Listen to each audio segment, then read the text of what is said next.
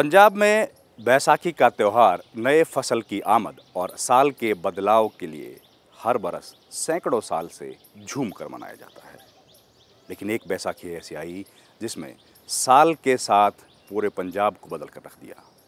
ये दौर था जब आज़ादी का आंदोलन अंग्रेज़ों के खिलाफ पूरे शबाब पे था और पूरे देश में था अंग्रेज़ों के खिलाफ घमासान। हम लोग आज पहुँचे हैं ठीक उसी स्थान जहाँ एक अंग्रेज़ अफसर ने इस मैदान को बना दिया था शमशान। साथ ही आपको दिखाएंगे उन शहीदों के परिवारों की दर्द भरी दास्तान। नमस्कार, मैं रवन सिंह शोरान। संगमरमर की सफ़ेद शफाफ मूर्ति, इसको भी ताजमहल की तरह प्रेम में बनाया गया है। ताजमहल पत्नी के दीवाने की याद दिलाती है तो इस मूर्ति को देश से प्यार करने वाले हजारों दीवानों की याद में बनाया गया है। 45 साल के लाला वासुमल कपूर का नाम लाशों के इस ढेर के नीचे सफेद संगमरमर पर सुनहरे अक्षरों में उकेरा गया है। ऐसे ही सैकड़ों नामों से इस मूर्ति को यादगार बनाया गया है ताकि आने वाली पीढ़ी उस दर्दनाक दिन को हमेशा याद रखे और कुर्बानी को जवानी और जीवन से हमेशा ऊपर रखे। अमृतसर स्थित श्री दरबार साहब से महज 200 कदम की दूरी पर एक और तीर्थ स्थल है जिसको शहीदों ने अपने खून से सींचा है। इसकी माटी में, कुएं के पानी में और इन पेड़ों की हरियाली में शहीदों के खून की महक है। इस बाग का जर्रा जर्रा कुर्बानी, शहादत और देश प्रेम की गवाही देता है। सेठ वासुमल कपूर 13 अप्रैल 1919 को श्री हरमंदिर साहब में मत्था टेकने के बाद अंग्रेजों के खिलाफ चल रहे शांतिपूर्ण सभा में शामिल होने के लिए जलियांवाला बाग आए थे और उसके कुछ देर बाद बख्तरबंद गाड़ियों में सवार 90 सैनिक और एक पूर्व ब्रिगेडियर जनरल वहां आया था। शुरू से ही मेरे परदादा जो थे वो क्रांतिकारी थे और उनका जो जिम्मा था जो क्रांतिकारियों ने दिया हुआ था कि वो लाला जी फंडिंग करते थे, फंडिंग के ज़रिए सपोर्ट करते थे क्रांतिकारियों को।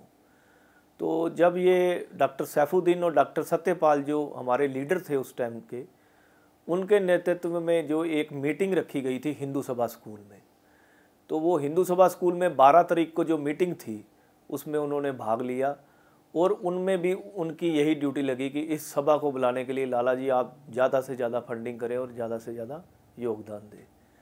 तो जैसा कि वो वहाँ पे 13 अप्रैल वाले दिन सुबह घर से निकले तो घर से बता के निकले थे कि आज जो है वो गोली चलने के पूरे आसार हैं। वहाँ पे हालात बहुत ख़राब हो चुके थे। रॉलेट एक्ट के अगेंस्ट सारी देश एक साथ खड़ा हो गया था और सबसे बड़ी सभा जो बुलाई गई थी वो जलियांवाला बाग में ही बुलाई गई थी। जलियांवाला बाग को जाने वाला यही एक संकरा रास्ता है जिसकी चौड़ाई आप देख पा रहे हैं कि 6 फीट से अधिक नहीं है। एक साथ यहाँ पर 2 से 3 लोग निकल सकते हैं। ये छोटा बच्चा अपनी दादी को साथ लेकर जा रहा है और ये दादा अपने इस छोटे से पोते को भी आज़ादी का सपना आँखों में संजोकर अपने नेताओं को सुनने के लिए यहाँ पर उस दिन आए थे।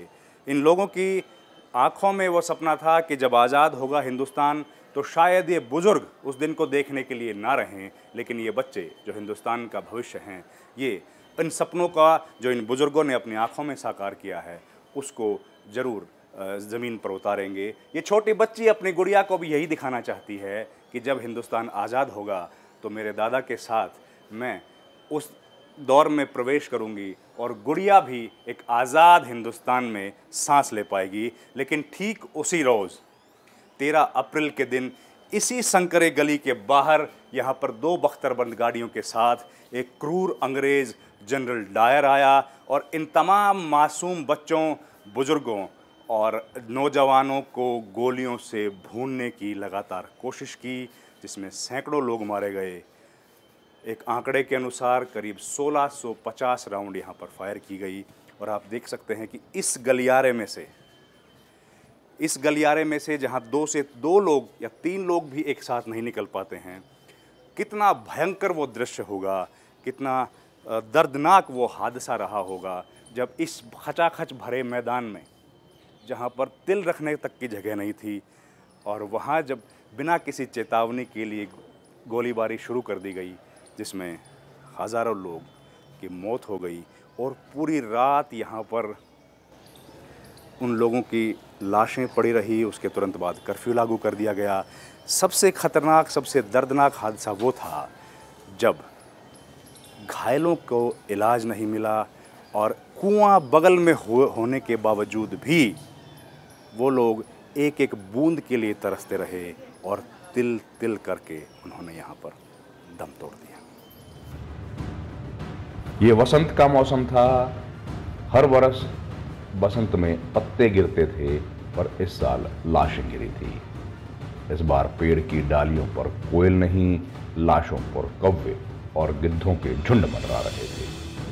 हवा में फूलों की खुशबू नहीं, इंसानी खून की गंध फैली थी।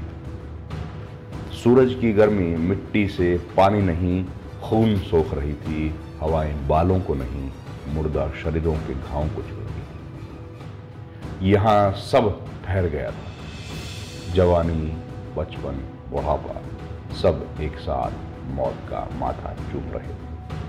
भगवान के दरबार से महज कुछ कदम की दूरी पर एक मैदान अब शमशान बन गया था। जलियांवाला बाग के साथ पूरा देश छलनी हो गया था। जड़ियां आवाज़ां जिस तरह मेरी परदादी ने मैंने दस्या सी, वो अज भी मेरे कन्नां च गूंज रही है।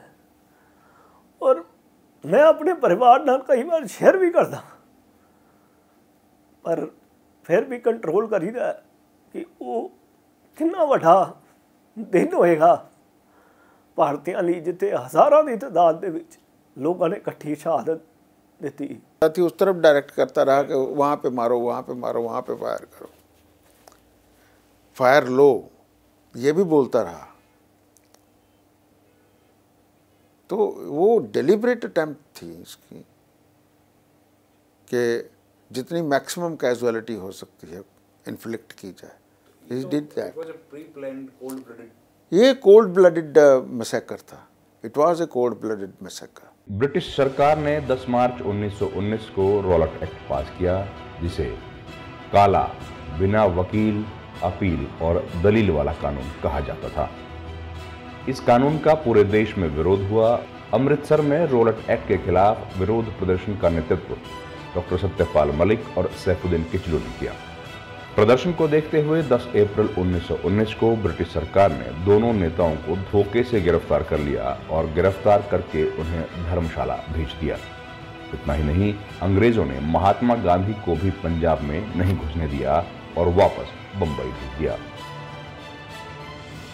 उस दिन बैसाखी का पावन दिन था। लोग अपने नेताओं डॉक्टर सत्यपाल और सैफुद्दीन किचलू की अवैध गिरफ्तारी के कारण गुस्से में थे। करीब 20,000 लोग इस मैदान में बुलाई गई सभा में शामिल होकर अहिंसा पूर्वक विरोध जताने आए।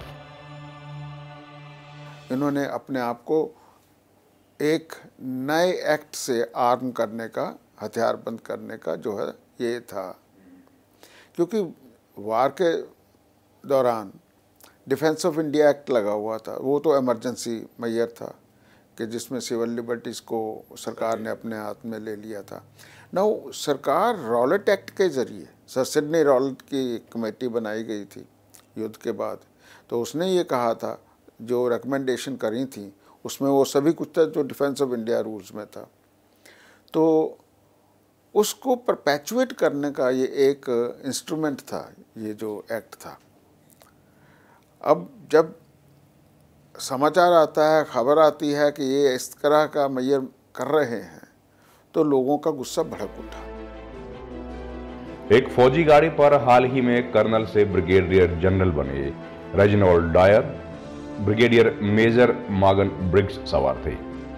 ये दस्ता 90 सिपाहियों की टुकड़ी के साथ बाग की संकरी गली के सामने रुका और 50 हथियारबंद सैनिकों को भीतर पोजीशन लेने का आदेश दे दिया गया। बाकी 40 सैनिक सड़क पर रहे। इनमें से 25 सैनिक 1st बटालियन 9 गोरखा राइफल्स से और 25 सैनिक पठान, बलूच और 59 सिंध राइफल से थे।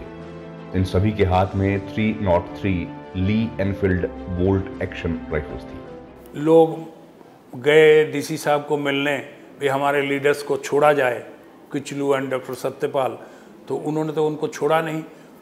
ऊपर से वो रीगो ब्रिज नहीं, भंडारी ब्रिज, सॉरी, पौड़ी वाला पुल भी बोलते हैं, अभी चेंज हो गया थोड़ा, तो वहाँ पर लोगों के ऊपर गोली चला दी गई, कुछ लोग वहाँ भी घायल हुए। सभा को डॉक्टर हरबख्श राय और अब्दुल अजीज जैसे 10 बड़े नेता पहले ही संबोधित कर चुके थे और उस वक्त ब्रज गोपीनाथ बेअक्ल जो नज्म पढ़ रहे थे उसके बोल थे कि अफसरे आला ने हमको आज दी है धमकियां कि बाजू काट देंगे हम, पर हर खिजा के बाद मौसम बहार लाजमी है कि तभी गोलियों की आवाज ने वक्ता की आवाज को मध्यम कर दिया। तभी स्टेज से बताया गया पोखियां पोखियां, मतलब ये चलने वाली गोलियां खाली हैं, आप घबराइए मत, बैठे रहिए। लेकिन तभी एक के बाद एक लाशें गिरती, किसी के सिर में तो किसी के सीने में, किसी के फेफड़े को फाड़ती हुई तो किसी के गुर्दे को चीरती हुई गोली, किसी छोटे बच्चे के शरीर को भेदती हुई गोली आर पार कर गई। लेकिन न डायर रुका न गोलियां। मैदान में घास नहीं होने के कारण लोगों के भागने से धूल की वजह से कुछ भी दिखाई नहीं दे रहा था। हवा में धूल तो माटी में खून सना था।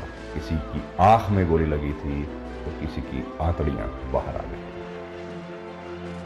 बहुत कम एरिया में, इसीलिए क्योंकि पहले ऊपर से फायर कर रहे थे तो लोगों के सर पे लगी, तो ऐसे पीछे से आगे से जैसे वो भागने की कोशिश कर रहे थे, और जब वो दीवारें टापने की कोशिश कर रहे थे किसी तरीके से हम निकले वहाँ से, तो फिर उनके टांगों पे लगी। तो सबके बदन पे सब जगह गोलियाँ गोलियाँ, और वो जो दृश्य था वो बहुत ही भयानक है। जब लोग डिस्क्राइब करते हैं कि उन्होंने अपने लोगों को देखा, किसी का मुंह पूरा उड़ा हुआ था, जैसे वॉर में होता है, बिल्कुल जैसे आप वॉर जोन में आप देखेंगे उसी तरह के टांगे, सब लिम्स, इधर छोटे बच्चे, कोई नहीं बचा। लोग करीब 10 फीट ऊंची दीवार पर चढ़कर अपनी जान बचाने की कोशिश करने लगे तो डायर ने उन पर भी गोली चलाने का आदेश दे डाला। लोग दीवार से नीचे गिरने लगे, कोई मैदान के भीतर तो कोई बाहर। किसी को कुआं दिखाई दिया तो लोग बिना मुंडेरी के कुएं में अपने बच्चों को लेकर कूद गए। डायर ने कुएं में कूदे लोगों पर भी गोली चलाने का आदेश दिया। इसी कुएं में करीब 120 लाशें निकाली गई थी।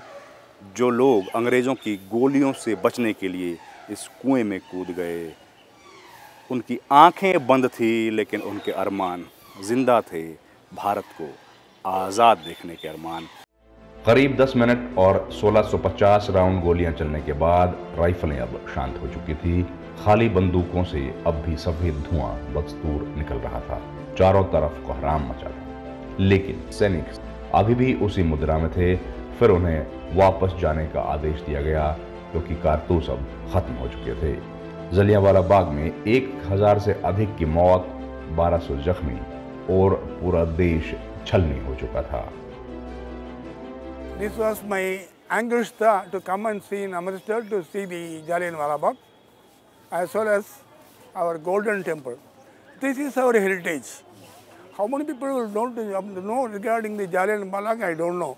But after seeing here, my heart is heavy with that feeling. For the sacrifices, these innocent people have given their life for our country. Definitely, I have to pay for them and I have to salute the people who have lost their life for the freedom of this great country. Dyer अपनी car में बैठा और राम बाग की तरफ बढ़ गया। उसके सैनिक उसके पीछे पैदल मार्च करते हुए चले। उस रात जलियांवाला बाग में कोई डॉक्टरी सहायता नहीं पहुंची, न ही लोगों को अपने मृतक और घायलों को मैदान से बाहर ले जाने की इजाज़त दी गई। फील एकदम पैट्रियोटिक फीलिंग है, जैसे पंजाब की धरती में हम लोग पैर लगाते एक अलग सा महसूस होता है, एक देशभक्ति का वो जागरूक होता है। ये एक नमन की धरती और एक कुर्बानी की धरती, और यहीं से जो बड़े बड़े वीर आए हैं, देश की आज़ादी में सबसे बड़ा भाग है पंजाब, इनकी कुर्बानी का। इनको कोई फुलफिल नहीं कर सकता दूसरा। रात के बाद अब दिन निकल गया था, चांद की जगह सूरज तो आ गया था, लेकिन लोगों के मन में अब भी दुख और अंधेरा गहराया हुआ था। आज पेड़ों पर कोयल नहीं, चील और गिद्ध आए थे। उनकी नजरें नीचे पड़े लाशों और घायल व्यक्तियों पर हमला करके उनका गोश्त खाने के लालच से भरी हुई थी। अप्रैल की गर्मी के कारण अब लाशें सड़ना शुरू हो गई थी। Jallianwala Bagh 1919 the real story किताब लिखने वाले केशवर देसाई ने बताया कि उस दिन घायलों की स्थिति क्या थी। क्योंकि उनके शरीर से खून बह रहा था और वो प्यासे थे कि कोई आके हमें पानी दे, और ये चीखें लोगों ने रिकॉर्ड किया हुआ है, कहाँ कहाँ तक सुनाई दे रही थी। इसीलिए लोग फिर भागे भागे आए और वो डर भी रहे थे क्योंकि डायर ने कर्फ्यू भी लगा दिया था 8 बजे का। सो वो 6 बजे निकलता है और 6 और 8 बजे के बीच में लोग आते हैं, अंधेरा होने लग जाता है और वो अपने जो लोग हैं उनको ढूंढते हैं। मेरा बच्चा उधर है, मेरा फादर इधर है। मोस्टली तो मेन ही थे, जो मेल्स जो थे वही मरे थे उधर। तो और एक औरत जो थी, उनका भी आई विटनेस अकाउंट है हाउ सारी रात वो वहीं पे रहीं अपने हस्बैंड की बॉडी के साथ। बच्चे भी थे, बूढ़े भी थे, हर एज ग्रुप का वहाँ पे लोग थे वहाँ पे। तो ये बहुत दर्दनाक सीन था। और उसके बाद उनको घायलों को कोई भी मेडिकल एड देने की भी कोशिश नहीं करी। लोगों को वैसे ही छोड़ के शहर में कर्फ्यू लगा दिया गया, वहाँ कोई जा भी नहीं सकता, ठीक है ना। तो कर्फ्यू लगा दिया गया, लोग जा नहीं सकते, पानी वहाँ पे है नहीं। तो जो जख्मी थे, बच सकते थे, वो भी बेचारे, उनका एक्सेसिव ब्लीडिंग से वो भी मारे गए। तो ये बड़ा, जो आप विजुलाइज करें ऐसे सीन को, तो ये एक बड़ा भयावह दृश्य बनता है कि लाइट भी नहीं है ऊपर, कोई रोशनी नहीं है और नीचे कुत्ते भौंक रहे हैं, सन्नाटा पसरा है वहाँ पे चारों तरफ, और लाशें ही लाशें पड़ी हैं चारों तरफ। तो ये कैसे, उसके बाद कैसे निकाला गया सर उनको? कर्फ्यू लगा दिया गया, जनरल डायर चला गया, एडमिनिस्ट्रेशन की तरफ से कोई हेल्प मिली? एडमिनिस्ट्रेशन की तरफ से कोई, फिर वॉलंटियर, हाँ वो तो लोगों ने अपने अपने लेवल के ऊपर अपने अपने संबंधियों की जो डेड बॉडीज थी उनको रिट्रीव करा और उसका संस्कार किया गया।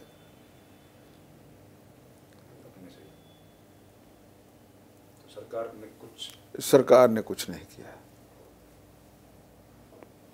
अभी तक, लेकिन माफी नहीं मांगी गई है। हाँ, एक प्राइम मिनिस्टर, मुझे नाम, I am forgetting his name, तो ही केम और इसने रिग्रेट किया था। हाँ, तो regret is not equivalent to apology. इस घटना के फौरन बाद शहर में कर्फ्यू और मार्शल लॉ लगा दिया गया था। 3 महीने तक लोगों की आवाजाही यहाँ बंद थी। 3 महीने बाद जब कांग्रेस का प्रतिनिधिमंडल वहां जांच के लिए पहुंचा तो वहां वातावरण में अब भी लाशों के सड़ने की दुर्गंध मौजूद थी। जब आप कहते हैं कि उनको कब दफनाया गया, वो उनको अप्रैल का महीना तो आपको मालूम है बहुत गर्मी का महीना, तो दफनाया तो उनको उसी टाइम या जलाया उनको उसी टाइम किया, वो अगले दिन ही किया उन्होंने लोगों को उठा के। पर हाँ, ये बात है कि जब आई थिंक मदन मोहन मालवीय जी गए थे वापस, तो वो 3 महीने बाद तो वो कह रहे थे कि उनको जो कुआं है उसमें उनको लगा कि कोई डेड बॉडी की वो बदबू आ रही थी, स्मेल आ रही थी। तो ये बात ज़रूर है। आज भी जलियांवाला बाग की इस पावन भूमि पर हजारों लोग रोज आते हैं और यहाँ से प्रेरणा लेकर जाते हैं।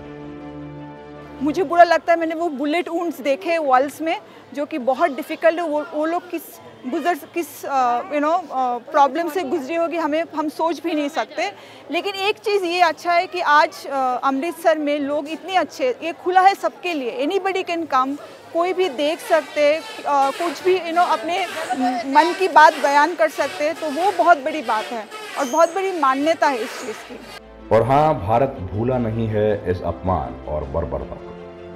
इस घटना का बदला यहां से जिंदा बचे 4 बरस के बच्चे उद्धम सिंह ने 2 दशक बाद लंदन में लिया। लेफ्टिनेंट गवर्नर माइकल ओडायर को उसी के शहर में मौत के घाट उतारकर आखिरकार उन सैकड़ों हुतात्माओं को न्याय मिला था जो डायर और डायर को उसका कर्मभोग। ये भूमि ऐसी है जब उद्धम सिंह बहुत याद आते हैं हमको। 21 साल तक उसने राह देखा और जो करना था वो उसने करके दिखाया। ये पंजाब की भूमि है, हमारा सर ऐसे ऊंचा हो जाता है। यहाँ आके अभी दोबारा आया मैं इधर। हाँ, साल 1940 अंग्रेजी वर्ष के तीसरे महीने की 13 तारीख अमृतसर से करीब 7,500 किलोमीटर दूर ब्रिटेन की राजधानी लंदन का किंगस्टन हॉल। शाम के समय एक भाषण चल रहा था जिसको हिंदुस्तान से गया एक युवा भी सुन रहा था। उसके हाथ में एक बंदूक थी जिसमें 6 गोलियां थी।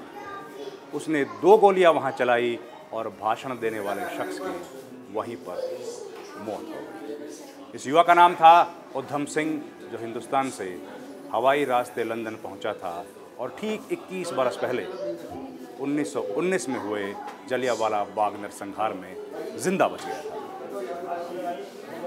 मरने वाले शख्स का नाम था माइकल ओडायर, जो उस वक्त पंजाब का लेफ्टिनेंट गवर्नर था और उद्धम सिंह ने वो कसम ली थी कि इस जलियांवाला बाग नरसंहार का बदला वो ज़रूर लेंगे और उन्होंने ठीक 21 बरस बाद अपनी कसम पूरी की।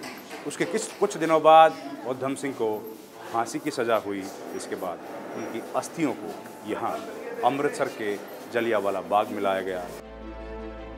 दीवार पर बने ये निशान आज भी उस दिन निहत्थे और बेगुनाहों के साथ हुई बर्बरता की याद दिलाते हैं।